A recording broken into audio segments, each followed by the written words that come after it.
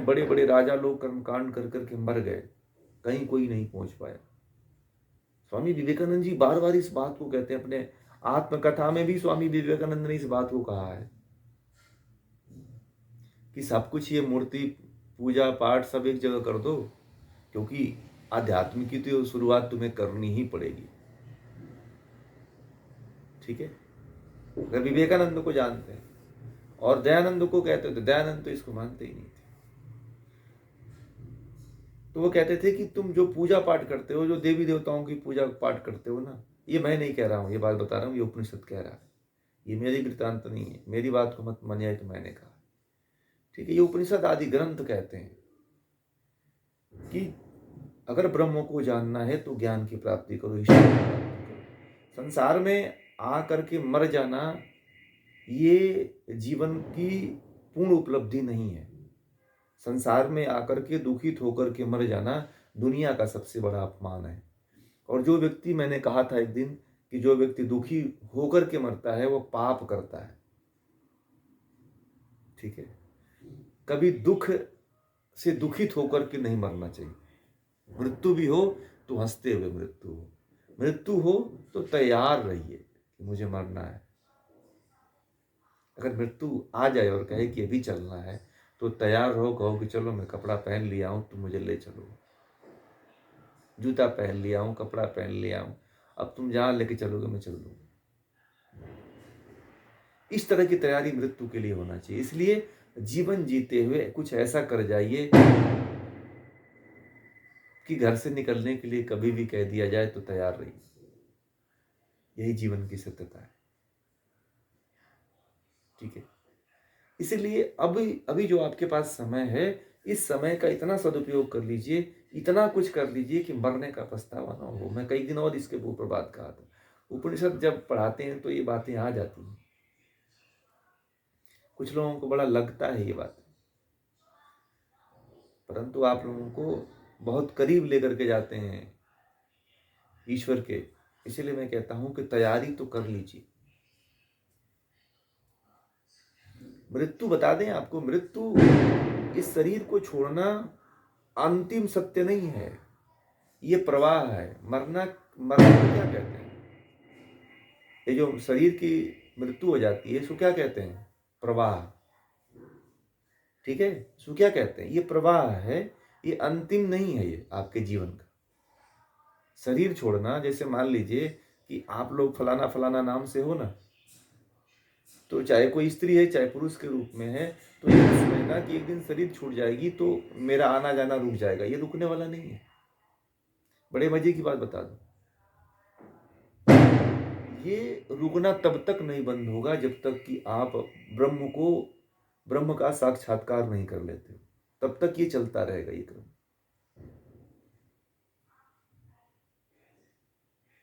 हाँ, dress address change होगा, बाकी आप वही के वही रहोगे। ठीक है, ये तब तक चलेगा जब तक कि जिस जन्म में आपको यह ज्ञान हो जाएगा कि अब मुझे मुक्त होना है, उसी दिन आप छूटोगे, नहीं तो ये क्रम चलेगा। इसी को प्रवाह कहते हैं। सांसारी लोग इसे मृत्यु कहते हैं, परंतु जो ज्ञानी होता है वो कहता है प्रवाह है। ठीक है, जब भगवान श्री कृष्ण के वंश खत्म हो रहे थे ना, तो उनसे किसी ने कहा कि आपके पूरे वंश का तो नाश हो गया, आपके सब पुत्र पुत्र तो मार दिए गए, आपस में लड़के खत्म हो गए। तो भगवान श्री कृष्ण जानते हो क्या बोला था? बोला था कि ये तो शरीर का प्रवाह है, क्या कर सकते हैं।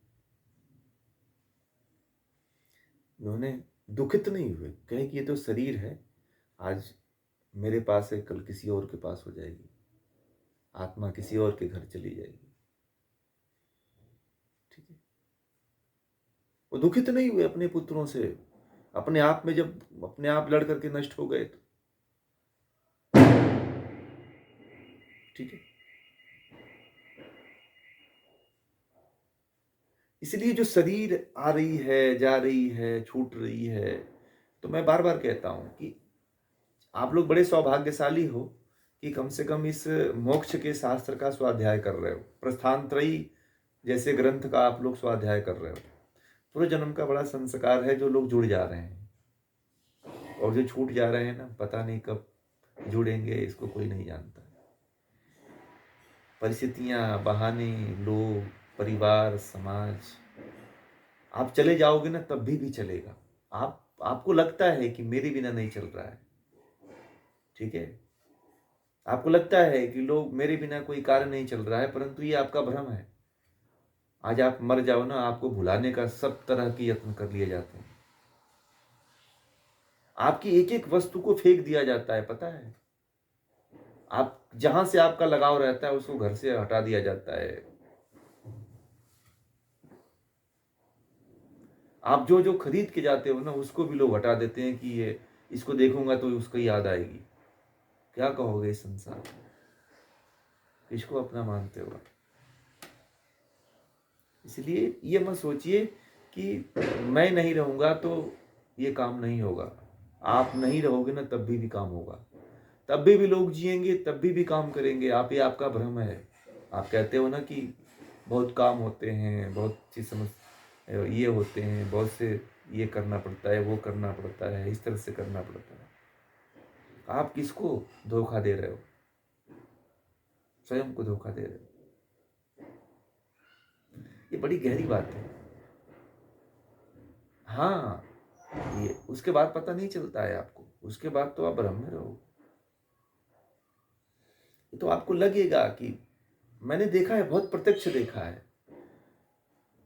मैंने एक परिवार में देखा कि उस परिवार में उसकी एक एक वस्तु को लोग ले जा करके यूज करते थे। जब वो व्यक्ति मरा ना, घर में जो जो वो खरीद के लाया था ना, दीवालों पे जो चिपकाया हुआ फोटो था, उसको भी लोगों ने गंगा में ले जा करके, नदी के किनारे, फोटो, यहाँ तक कि भगवान की फोटो खरीद के लाया था, उस फोटो को भी ले जा करके पीपल के नीचे रख दिए।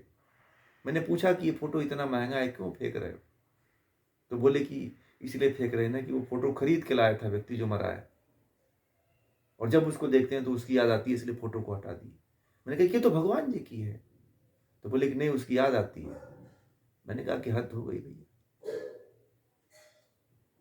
बताओ, जो जो लोग कहते हैं कि हम आपके बिना नहीं जी पाएंगे, हम आपके बिना मर नहीं पाएंगे, वही लोग सभी तरह के यत्न कर लेते हैं कि आप उनके ख्याल में ना आओ, उनके आप मन में ना आओ, उनके विचार में ना आओ। कभी आप उनके लिए कितना मर रहे हो, कभी सोचो। इसीलिए मैं कहता हूँ कि अपने लिए कुछ समय के लिए, कुछ घंटों के लिए तो स्वार्थी हो जाइए। ये आपकी कमाई है। 24-23 घंटा आपका काम नहीं आएगा। मैं आपको लिखित बता रहा हूँ, आप जो 23 घंटा जो जहाँ लगा रहे हो, आपके जीवन में काम नहीं आएगा। ये आपका 1 घंटा आपके संपूर्ण जीवन को व्यवस्थित करके रख देगा, संपूर्ण जीवन की को उपलब्धि दे देगा। ठीक है, बड़ा रहस्यमय चीजें हैं। जी जी।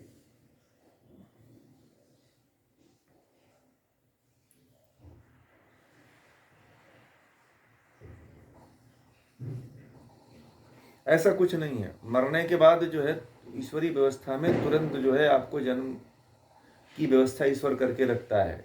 ठीक है, जैसे ही मरते हो वैसे ही आपका नया जन्म हो जाता है। कोई कहीं भटकता नहीं है। आपको कुछ नहीं, कुछ नहीं, कुछ नहीं। अधूरी इच्छा में अगले जन्म में सब ईश्वर, ये काम ईश्वर का है। न्याय देना, आपके कर्मों का, आपके विचारों का फल देना ईश्वर का काम है, आपका ही नहीं है। इसमें आपका कोई बस नहीं चलेगा। और जैसे ही मरते हो वैसे ही आपका जन्म हो जाता है।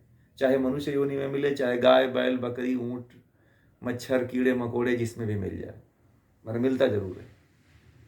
हाँ, कुछ समय के लिए लेट होता होगा, कुछ सेकंड के लिए लेट होता होगा। कहते हैं कि जितने में एक अणु पलटता है ना, जितने में एक मिट्टी का कण पलटता है, पलटी मारता है, उतने क्षण में आपका, जैसे ही मरते हो उतने क्षण के बाद आपका जन्म हो जाता है।